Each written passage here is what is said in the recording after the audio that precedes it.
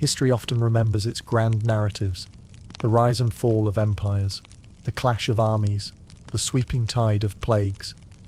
But sometimes, the most profound and devastating chapters are the ones whispered in the shadows, the forgotten crises that reveal the rawest edges of human existence. This is the story of such a crisis, a forgotten famine that descended upon Europe in the early 14th century, a period so cataclysmic that it shattered the very foundations of society and, in its most desperate hours, drove people to the ultimate taboo. This is the true and deeply disturbing history of the Great Famine of 1315 to 1317, a time when the gnawing pangs of hunger twisted into an unimaginable horror, cannibalism.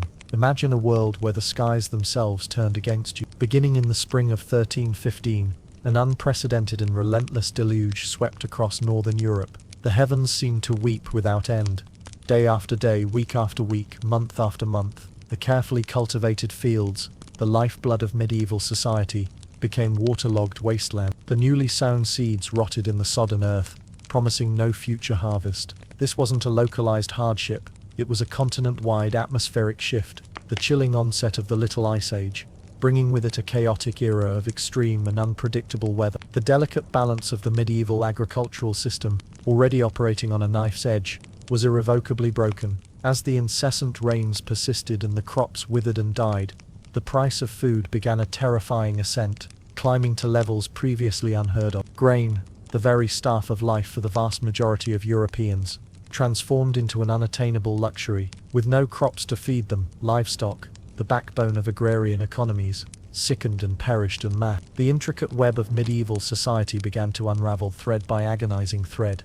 Desperate peasants, facing imminent starvation, consumed their precious seed grain, condemning themselves to another year of famine. They slaughtered and ate their workhorses, their beloved pets, cats, dogs, anything that might offer a temporary reprieve from the all-consuming hunger. The chroniclers of the era, their quill pens scratching across parchment in the flickering candlelight, left behind grim testimonies of the unfolding catastrophe. They wrote of widespread destitution, of skeletal figures wandering the countryside, their bodies ravaged by hunger and disease. They recounted tales of burgeoning lawlessness, as desperate individuals fought ferociously over meager scraps of food. Even the noble classes, initially insulated by their wealth, found their stores dwindling as the famine dragged on, and the sheer scale of the disaster overwhelmed the traditional localized systems of charitable aid. The very fabric of medieval life was being torn apart by the insatiable demand of empty bellies. It was in this crucible of unimaginable suffering, pushed beyond the limits of human endurance,